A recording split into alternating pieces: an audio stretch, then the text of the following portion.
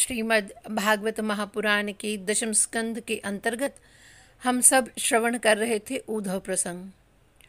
और उद्धव प्रसंग में हम चर्चा चल रही थी भ्रमर गीत की, जिसके 2 श्लोक हम श्रवण कर चुके हैं।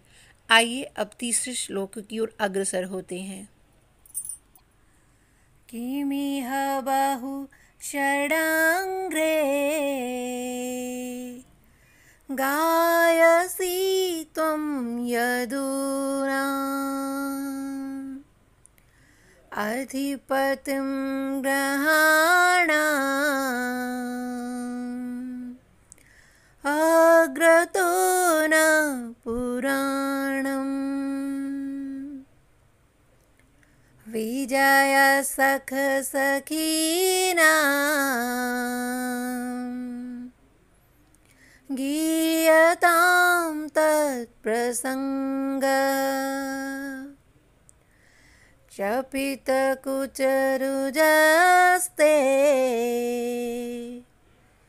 कल्पयन्तिष्टमिष्टः।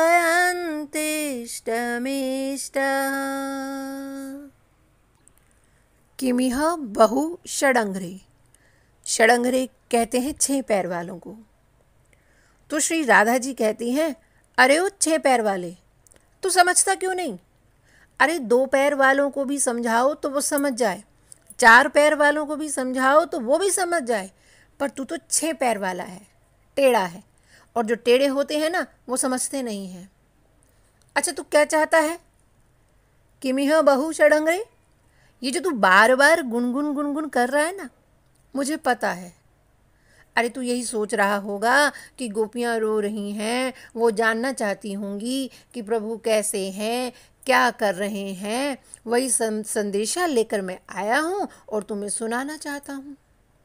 तो श्री राधा जी कहती हैं कि देख, तू जो गाना चाहता है ना तो यह गाने के लिए समय ठीक है, और जिसके गुणगान तू करना चाहता है वो हमारी सुनने की इच्छा भी नहीं है।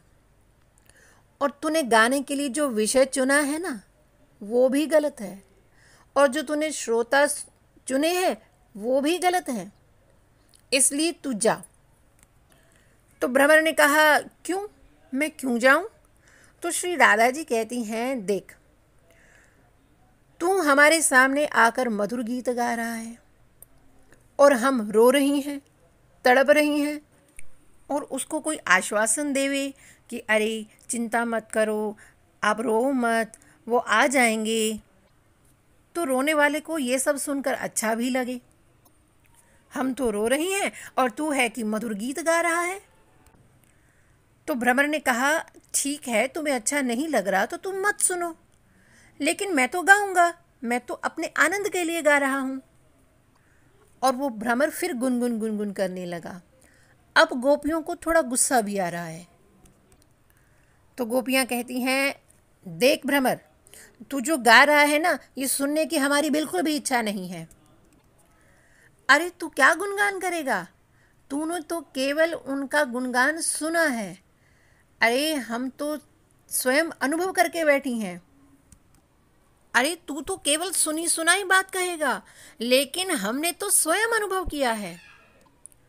और जो तू गा रहा है ना, हमें अच्छा भी नहीं लग रहा। क्यों? क्योंकि तू यदुपति के गुणगान गा रहा है, जो यादवों के पति हैं। गायसी त्वम यदूनाम। अरे हमें गुणगान सुनना तो है, लेकिन यदुपति के नहीं। यदि हमें तू राधापति के गुणगान सुनावे तो यहाँ ठहर, नहीं तो निकल यहाँ से। श्री राधा जी कहती हैं, देख भ्रमर, यदि तू यदुपति नाथ के यहाँ गुण हमारे सामने गाएगा तो तुझे देने के लिए इनाम में हमारे पास कुछ भी नहीं है। क्योंकि अब हमारी दशा कैसी हो गई है? अग्रहाणाम, अर्थात उस श्याम सुंदर से प्रेम करके हमारी दशा ऐसी हो गई कि ना हम घर की रही ना घाट की। अरे जिसकी होने के लिए हमने सब कुछ छोड़ा, वही हमें छोड़कर चले गए। अरे अब तो हमारे पास देने के लिए कुछ भी नहीं है। तो तू एक काम कर, जितनी मेहनत तू हमारे सामने कर रहा है ना, इतनी मेहनत करके भी तुझे उसका परिणाम मिलने वाला है नहीं। तो ऐसा कर, जितनी भी मथुरा की स्त्रियां हैं ना, जिन्होंने अपने रूप जाल में हमारे श्याम सुंदर को फंसा लिया है, वो नई नहीं है। उन्होंने तो प्रभु को अभी अभी पाया है। अरे हम सब तो जानते ही हैं, हमारे लिए कोई श्याम सुंदर नए थोड़ी ना है। तू जाकर उनको सुना, वो रस ले लेकर सुनेंगी और वो सक्षम भी है, तुझे इनाम में कुछ देंगे भी। इसलिए हमारा पीछा छोड़ और उन मथुरा की स्त्रियों के पास जा, क्योंकि हम तो अब कुछ भी देने में सक्षम नहीं हैं। अरे हमारा तो घर ही नहीं रहा। तो भ्रमर ने कहा, अरे तुम तो घर में ही रहती हो। तो गोपियां कहती हैं, अरे पहले घर था, जब तक श्याम सुंदर से प्रेम नहीं किया था, और जब से श्याम सुंदर को अपना माना, तब से यह घर नहीं, यह तो धर्मशाला हो गया। अरे घर से जाना पड़े तो दुख होता है, लेकिन धर्मशाला से जाना पड़े तो दुख नहीं होता। जब तक प्रभु से प्रेम किया नहीं था, तब तक हम संसार के भी थे, घर परिवार के भी थे। लेकिन जब से प्रभु के हो गए, प्रेम कर लिया प्रभु से, तो घर वालों को तो लगता है कि ये मेरी है, परिवार वालों को भी लगता है कि ये मेरी है, परंतु हम जानती हैं कि हम किसी की हो चुकी हैं। अरे हम घर में रह रही हैं, पर हम घर की रही नहीं। हम सारे व्यवहार निभा रही हैं, पर कोई व्यवहार हमें स्पर्श नहीं कर सकता। अरे जब प्रभु के हो गए, तब जगत का भय भी चला गया। तब तक जगत का भय रहता है जब तक प्रभु के हम होते नहीं हैं, क्योंकि जिसकी चिंता अधिक होती है, हम उसके हो जाते हैं। अरे यदि प्रभु से भी अधिक फिक्र अगर हमें दुनिया की है कि दुनिया क्या कहेगी, लोग क्या कहेंगे, तो इसका मतलब हम प्रभु के हुए ही नहीं हैं। और जिस दिन कोई भी व्यवहार, कोई भी कर्म करते हुए अगर हमें ये चिंता हो कि मैं ये कर्म कर रहा हूँ, अरे मैं ऐसा व्यवहार कर रहा हूँ, तो मेरे प्रभु को कैसा लगेगा, अरे मुझे ये नहीं करना चाहिए, मेरे प्रभु को अच्छा नहीं लगेगा, तो उस दिन समझ लेना कि हम प्रभु के हो चुके। और जिस दिन प्रभु के हो गए, उस दिन जगत का भय अपने आप चला जाएगा। तो गोपियाँ कहती हैं कि हे भ्रमर, हम तो श्री श्याम सुंदर की हो चुकी हैं। हे भ्रमर, यदि तू गाना चाहता है ना, हमारे प्रभु के गुणगान गा। तू प्रभु की उन लीलाओं को गा। कौन सी लीलाएं? विजय सख सखी नाम गियताम तत्प्रसंग। अरे तू हमारे सामने यदुपति के गुणगान मत गा, तू उनके गा जिनके सखा विजय हैं। विजय यानी अर्जुन, अर्जुन जिनके सखा हैं, तो उन प्रभु के गुणगान गा। कितना सामर्थ्य है प्रभु श्याम सुंदर में। अरे उनके सामर्थ्य की बराबरी कौन कर सकता है। अरे पूतना आई, उसे अपने अधरों से मारा। अरे शक्तासुर को अपने चरणों से ही मार दिया। काली के फनों पर कैसे प्रभु ने नृत्य किया। अरे ऐसे ही मेरे प्रभु का चरित्र कौन नहीं सुनना चाहेगा। और तू है कि हमें यदुपति के गुणगान सुना रहा है। जा, हमें नहीं सुनने हैं, तू चला जा यहाँ से। यदुपति के गुणगान तू उन मथुरा की स्त्रियों के सामने कर। और भ्रमर फिर उड़ता उड़ता वापस आया। गोपियाँ कहती हैं, देखो तो इसको तो कोई शर्म ही नहीं है, फिर आ गया। और फिर अगले श्लोक में राधा जी क्या कहती हैं? दिवि भुवि चरसाया का स्त्रियस्तदुरापः कपट रुचिर्हास भ्रुविजृम्भस यासु चरणरज उपास्ते यासे भूतिर्वयं का अपि च कृपणपक्षे उत्तम श्लोक शब्दः।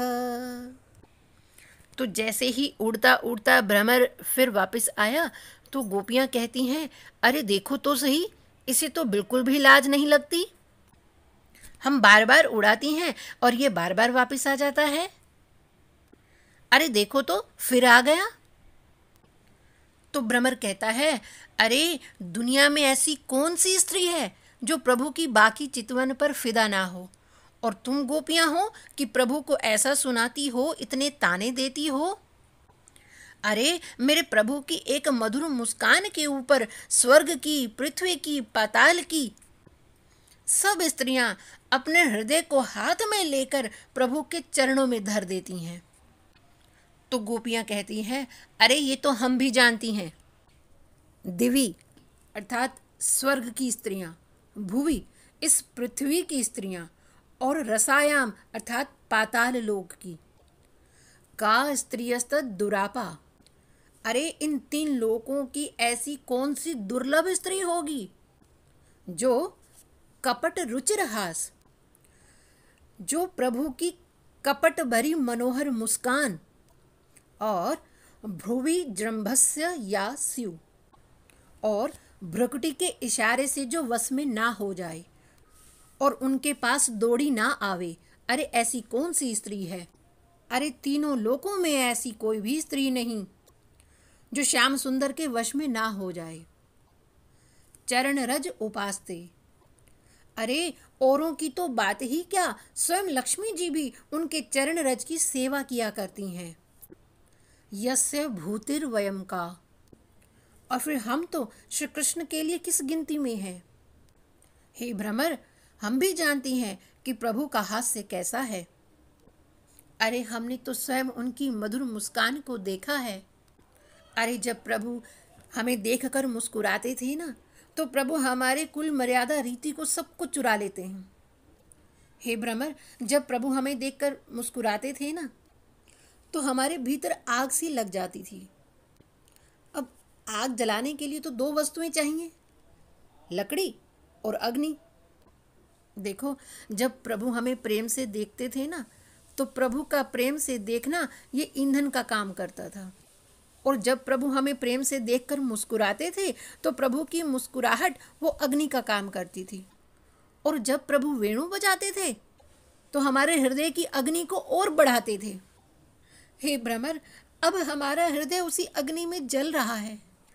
प्रभु तो उस अग्नि को और भड़काकर चले गए। तुम जाओ और उनसे कहो कि आपने जो गलती की है ना, उनसे जाकर कहो कि ये जो अग्नि लगी है ना, अब ये केवल प्रभु के उस मधुर मुस्कान को देखकर ही शांत होगी। और उनसे कहना कि ये जो आग बुझाने का फल भी प्रभु को मिलेगा।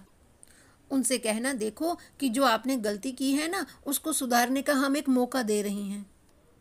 देखो भ्रमर, हम तुझे प्रेम से समझाती हैं। देखो, ये बड़े बड़े ज्ञानी हैं ना, उन्होंने प्रभु का एक नाम रखा है, उत्तम श्लोक। अपि च कृपण पक्षे उत्तम श्लोक शब्दः। हे भ्रमर, देख, उत्तम श्लोक का अर्थ समझते हो क्या होता है? कि हर एक के ऊपर कृपा करने वाला, अनुग्रह करने वाला। अब संतों ने, बड़े बड़े धर्मात्माओं ने प्रभु का नाम रख दिया उत्तम श्लोक। अरे जब उन संतों, महात्माओं, बड़े बड़े धर्मात्माओं को ये पता चलेगा कि प्रभु इन प्रेम करने वाली गोपियों को छोड़कर यूं मथुरा जाकर बैठे हैं, तो जब इस बात का पता उन्हें चलेगा, तो वे प्रभु की नामावली में से ये उत्तम श्लोक नामक नाम निकाल देंगे। तो तुझे दुख नहीं होगा? तो भ्रमर ने कहा, हाँ होगा।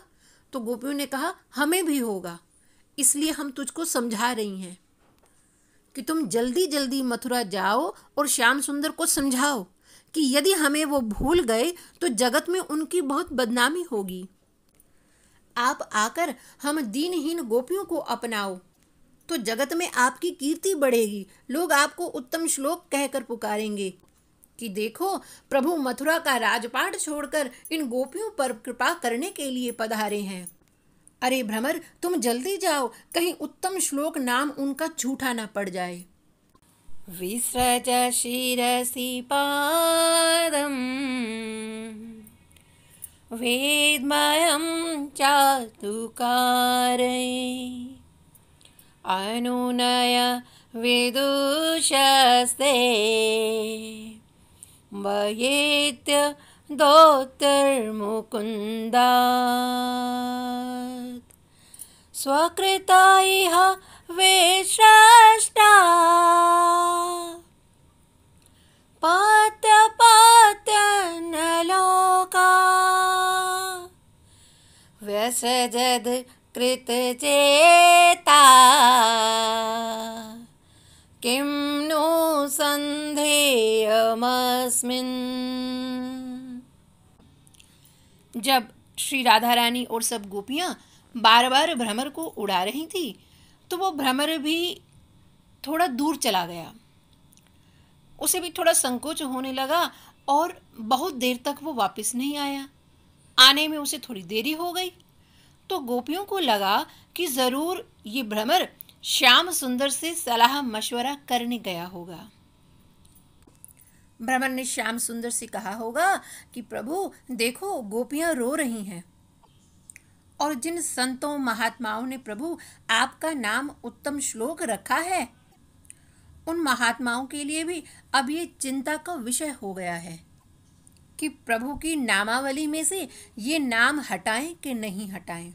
इसलिए बताओ प्रभु अब क्या करना चाहिए। तो गोपियां आपस में कहती हैं कि यही विषय वो चर्चा कर रहे होंगे, इसीलिए भ्रमर को आने में देरी हो रही है। इतने में भ्रमर श्री राधा रानी जी के माथे के ऊपर मंडराने लगा और धीरे धीरे राधा रानी जी के चरणों की तरफ आ गया। तो गोपियों को लगा कि अब जरूर प्रभु ने भ्रमर को समझा बुझा कर भेजा होगा कि देख तू जैसे भी करके गोपियों को मना ले कि मेरी याद में वो ऐसे ना रोया करें, और यदि ये मान गई तो मेरी बदनामी भी नहीं होगी और मेरा नाम भी बच जाएगा। तो राधा जी कहती हैं कि ये जो तू बार बार मेरे चरणों की तरफ आ रहा है ना, ये युक्ति तेरी नहीं है, ये सिखाई हुई है। तो भ्रमर ने कहा अरे मुझे किसने सिखाया होगा। तो श्री राधा जी कहती हैं अरे उसी ने जो चरणों में गिर गिर के माफी मांगने के अभ्यस्त हैं, वही श्याम सुंदर जी ने।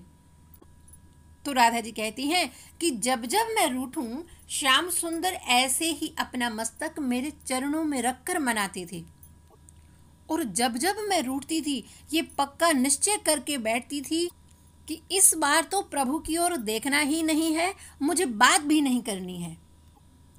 प्रभु की बाकी चितवन और मधुर हास्य ऐसा है कि देखकर ही हम पिघल जाती हैं। इसलिए जब मैं रूठती थी तो घूंघट में अपना मुखड़ा छुपा लेती थी कि ना मैं देखूंगी और ना मैं पिघलूंगी और ना ही मैं मानूंगी। और जैसे ही प्रभु मुझे मनाने के लिए घूंघट हटाते और प्रभु का इन नेत्रों से दर्शन करने मात्र से ही हमें ऐसा लगता था कि अरे हम ही गलत थीं, हमारे प्रभु तो कभी गलती कर ही नहीं सकते, और मैं झट से मान जाती थी। जैसे वो श्याम सुंदर मनाने में चतुर है, वैसी ही सारी युक्तियां हे भ्रमर तू सीख कर आया है कि रूठे हुए को मनाने के लिए संदेशवाहक को कितनी चाटुकारिता करनी चाहिए। इसलिए तू मेरे चरणों में गिर के मुझे मनाने आया है, लेकिन हम मानने वाली है नहीं। क्यों? क्योंकि देख हमने श्री कृष्ण के लिए अपना सब कुछ छोड़ दिया, परंतु उनमें तनिक भी कृतज्ञता नहीं।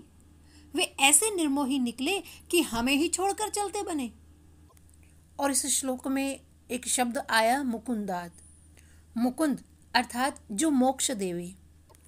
तो गोपियां कहती हैं कि हे भ्रमर देख, प्रेमी जीव कौन? जो अपने प्रियतम के हृदय से सदैव लगे रहना चाहते हैं, और उन्हें कोई अपने प्रेमी से अलग कर दे और कहे कि मैं तुम्हें मुक्त कर रहा हूँ, ऐसी मुक्ति किसको अच्छी लगती है? अरे मुक्ति तो तब देवे ना जब हम मरें। और प्रभु तो प्रतीक्षा कर रहे होंगे कि मेरे वियोग में तड़प तड़प के ये गोपियां कब प्राण देवें, और तब मैं अपना उत्तम श्लोक नाम सिद्ध करने के लिए आकर उन्हें मुक्ति दूं। अरे भ्रमर, हमें मुक्ति नहीं चाहिए। हम प्रेमियों को तो केवल अपने प्रियतम का साथ चाहिए। अगर कोई भक्त को भगवान से अलग करे और प्रेमी को उसके प्रियतम से अलग करे तो क्या उससे सहन होगा? अरे हम तो दिन रात प्रभु के लिए तड़पती रहती हैं, हमने सब कुछ छोड़ा, घर बार संसार। अरे हमने सुना था कि एक बार श्याम सुंदर के हो जाओ तो फिर कभी जीवन में दुखी होना नहीं पड़ता। लेकिन क्या जानती थी कि प्रेम करके इस दुनिया में कौन सुखी हुआ है अब तक जो हम हो जाती। अरे उस कमल से भ्रमर प्रेम करता था, उसके पास गया, सूर्य अस्त हुआ, वो कमल के अंदर बंद हो गया। सुबह हुई, एक हाथी आया और उसी कमल को अपने पैरों तले रोंद दिया और उस भ्रमर को मुक्ति हो गई। जैसे पतंगे को प्रेम है दीपक से, जैसे ही छूने जाए उसे जला देता है, वैसे ही हमने प्रभु से प्रेम किया और प्रभु ऐसे कृतज्ञ निकले कि सब कुछ भूल गए और हमें छोड़कर चले गए। हे भ्रमर, अब तू ही बता कि ऐसे अकृतज्ञ के साथ क्या हमें संधि करनी चाहिए? तो अब भी कहता है कि हमें उन पर विश्वास करना चाहिए। तो भ्रमर ने कहा, गोपियों, मुझे एक बात समझ में नहीं आई। तुमने कहा कि तुमने प्रभु के लिए सब कुछ छोड़ा। तुम बार बार ये कह रही हो कि हमने उनके लिए घर छोड़ा, परिवार छोड़ा, सब कुछ छोड़ा। तो इसका मतलब तुम बदले में कुछ चाहती हो। अरे ऐसा तुम कैसे कह सकती हो कि उनके लिए तुमने घर छोड़ा तो उनको प्रेम करना ही चाहिए, उनको तुम्हारे पास आना ही चाहिए। अरे तुम्हारा प्रेम निस्वार्थ प्रेम नहीं, ये तो सशर्त प्रेम हो गया। तुमने तो अपने प्रेम में अपेक्षाएं लगा दी। हम रोज हाथ में माला लेकर पाठ करें और जीवन में जरा सा कुछ ऊंच नीच हुए तो भी हम प्रभु से कहें कि अरे हमने इतने इतने पाठ किए, इतनी सेवा करी, तो हमारे साथ ऐसा क्यों? तो इसका मतलब जो करते हो उसके बदले में चाहते हो। तो भ्रमर ने कहा, देखो, जहां प्रेम होता है ना, वहां कुछ पाने की कामना नहीं, अपना सब कुछ लुटा देने की कामना होती है। ये सुनकर गोपियों की आंखें नम हो गईं, क्योंकि वो जानती हैं कि हम ऐसे ऐसे शब्द इसलिए कह रही हैं कि प्रभु किसी भी बहाने से ब्रिज में आ जावें, क्योंकि हम जानती हैं कि प्रभु का सुख किस में है। हम जानती हैं कि प्रभु को क्या भाता है, प्रभु को किस में आनंद आता है। अरे उन मथुरा वासियों को क्या पता, प्रभु वहाँ रह तो रहे हैं, परंतु प्रभु का एक एक दिन भारी पड़ रहा है। उन्हें हमारी याद आ रही होगी, वो हमारे लिए तड़प रहे होंगे। इसलिए हम चाहती हैं कि हमें समझाने के बहाने ही आ जाएं, तो हम अपने प्रभु को सुख दे पावें, क्योंकि प्रेम में अपने प्रियतम के सुख से बढ़कर कुछ नहीं होता है। जहाँ सुख लेने की कामना जागे उसको कहते हैं मोह, और जहाँ देने की जागे उसको कहते हैं प्रेम। ऐसा कहकर गोपियों ने भ्रमर को भगाया और भ्रमर उड़ता उड़ता चला गया। गोपियों को लगा अब पता नहीं मथुरा जाके क्या समाचार लेकर आएगा। अब तो उसको ऐसी सुनाएंगी कि अपने आप प्रभु को आना पड़े। और अगले श्लोक में गोपियां क्या कहती हैं? मृगयूरिव कपेन्द्रम वेव्यधे लुब्धधर्मा स्त्रियामकृत विरूपां स्त्रीजित कामयाना बलिमपि बलिमत्वा वेष्टयध्वांशवद्यः तदलमसेत् सख्यैर्दुस्तयजस्तत्कयार्थः। जब भ्रमर फिर उड़कर वापस आया और राधा जी के चरणों के पास आकर गुनगुन गुनगुन करने लगा, तो राधा जी कहती हैं, अरे ये तो क्या गुनगुन गुनगुन कर रहा है? उनकी कथा सुना रहा है क्या? तो नहीं सुननी है, हमने बहुत सुन ली। कपट की ही तो कथा है, और क्या है? अरे इसको सब लोग सुनेंगे तो क्या सीखेंगे? बंद करो इसे।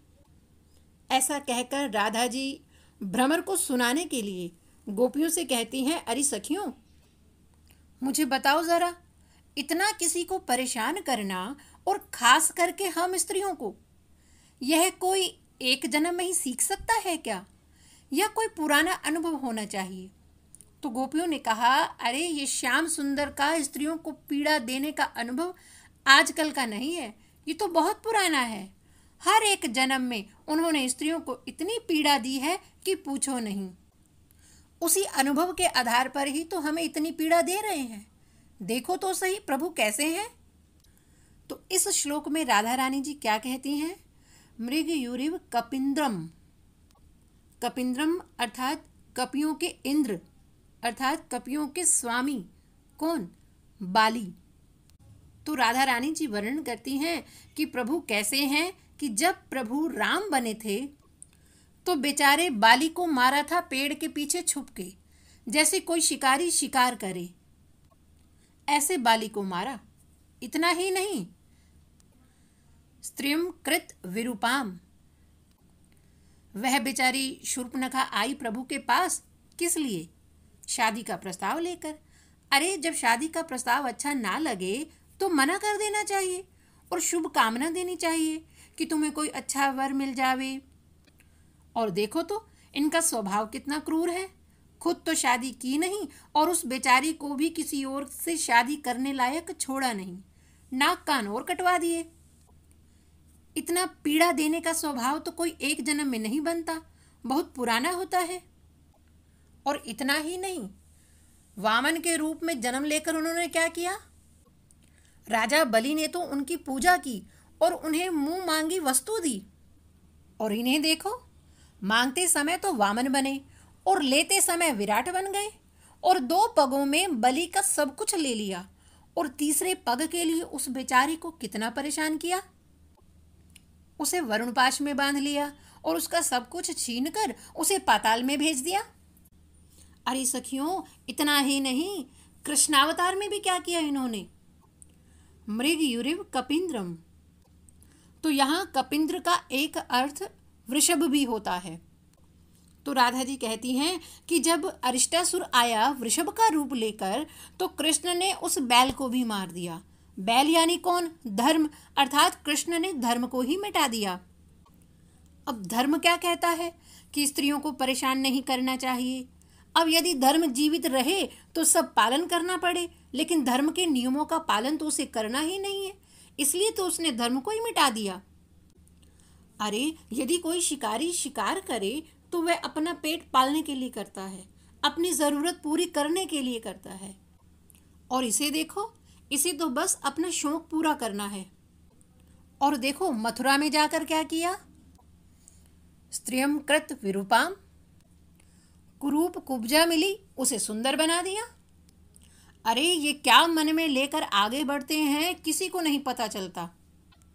बलिमपि बलिमत्वा। देखो तो सही श्याम सुंदर कैसे हैं, कैसे कैसे छल करना सीख कर आए हैं। ब्रजवासी लोग बेचारे बरसों से परंपरा निभाते आ रहे थे इंद्र यज्ञ की। बरसों से उस परंपरा का पालन हो रहा था, लेकिन जो व्यक्ति बरसों से धर्म कार्य करता है वो इससे सहन ही नहीं होता, और उसी समय स्वयं आए और कहा इंद्र यज्ञ बंद करो और गोवर्धन यज्ञ करो। और सबके मन में गोवर्धन यज्ञ की बात घुसा के सबको गिरिराज ले गया, और सारी सामग्री जो इंद्र यज्ञ के लिए बनाई थी उसे भी ले चलने को कहा। और गोवर्धन के पास जाकर क्या किया? सब व्रजवासियों से कहा जितनी भी सामग्री लाए हो वो सब यहाँ धर दो। अरे बचपन से ही औरों की वस्तुएं चुरा चुरा के खाने की आदत तो थी ही, और सारा भोग धरा के कहा देखो मेरे गिरिराज जी को संकोच हो रहा है, आप लोग जाओ परिक्रमा करके और मैं यहाँ ध्यान रखता हूँ। और गिरिराज के नाम पर सारी सामग्री ये खुद खा गया। और जब हम सब वापस आए तो देखा कि सारी सामग्री गायब, और कहने लगा अरे देखो तुमने इतने भाव से भगवान को भोग अर्पण किया था, भगवान सारी सामग्री आरोग गए। अरे हम सब जानती हैं ये सारा काम किसका है, ये हमेशा कपट करता है। और गोपियां आपस में कहने लगी अरे हमको तो लगता है ये इसलिए श्याम रंग धर के आते हैं कि जो भी काले काम करते हैं वो श्याम रंग करके ही करते हैं। ये जो भी काम करते हैं काले करते हैं, और इसलिए श्याम रंग धर के आते हैं। तो फिर कहने लगी, अच्छा तो छोड़ो, जाने दो, हमें कृष्ण से क्या। अरे आज के बाद किसी भी काली वस्तु के साथ मित्रता का हमारा कोई प्रयोजन नहीं है। अरे हम सभी आज से ही प्रतिज्ञा लेते हैं कि आज के बाद कभी भी श्याम रंग की वस्तु का उपयोग हम नहीं करेंगी। तो अब गोपियां काले रंग की वस्तुओं को याद कर करके एक सूची बना रही हैं। अरे सखी, तुझे कुछ याद आवे तो तू बता कि कौन कौन सी वस्तु हमें आज से उपयोग में नहीं लेनी है, और तुझे कुछ याद आवे तो तू बता। तो आइए हम भी श्रवण करते हैं कि गोपियों ने किन किन वस्तुओं की सूची तैयार की है। गोपियां क्या वर्णन कर रही हैं। श्याम रंग समीपे, श्याम रंग समीपे, न जाऊं मारे आज सखी, श्याम रंग समीपे, न जाऊं मारे आज सखी। हे सखी, आज के बाद किसी भी काली वस्तु के समीप नहीं जाना है।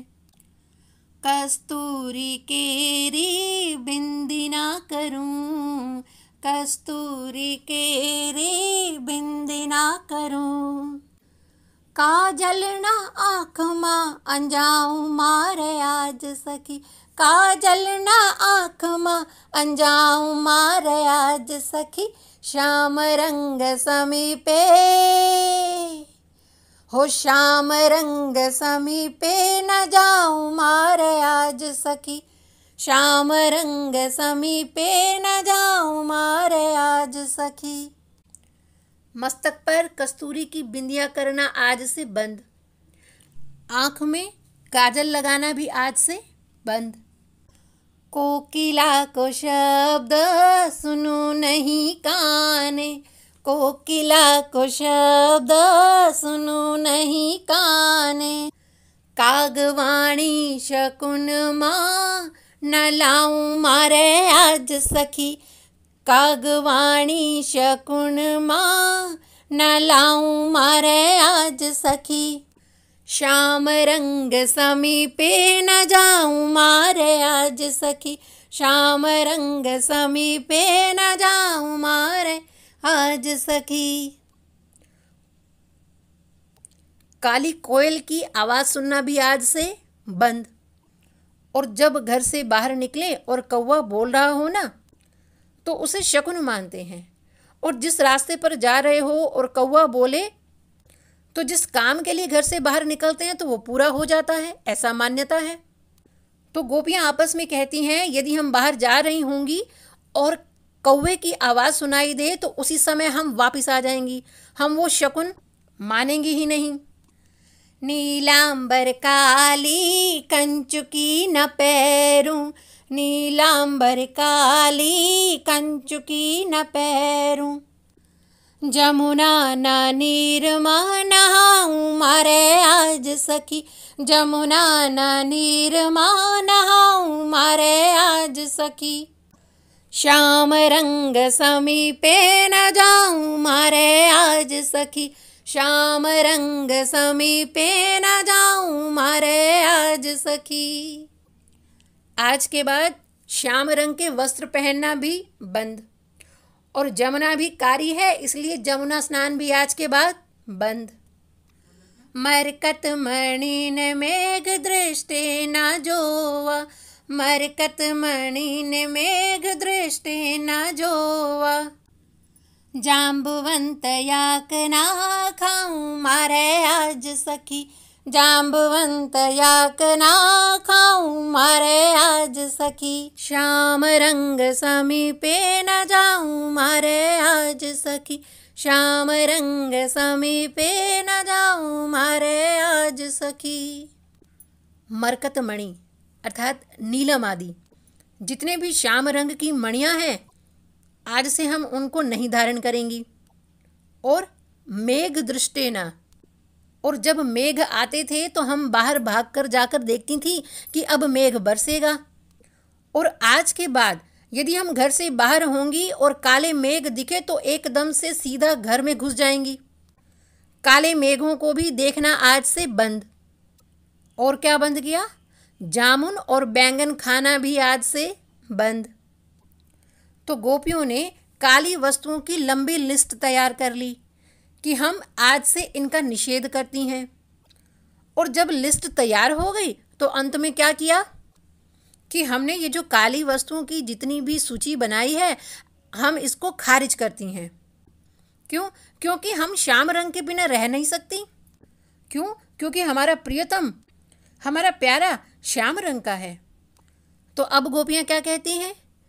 श्याम रंग समीपे जाऊं मारे आज सखी, श्याम रंग समीपे जाऊं मारे आज सखी, हो श्याम रंग समीपे जाऊं मारे आज सखी। तो भ्रमर ने कहा, अरे यदि प्रभु इतने ही कपट करते हैं तो फिर तुम उनकी चर्चा ही क्यों करती हो? तो गोपियाँ कहती हैं, अरे भ्रमर, हम सच कहती हैं। अरे एक बार जिसे किसी को भी प्रभु की कथा का चस्का लग जाता है ना, तो वो उसे छोड़ नहीं सकता।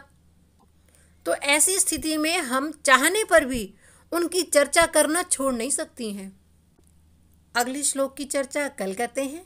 तब तक हरये नमः, हरये नमः, हरये नमः। जय सिया राम।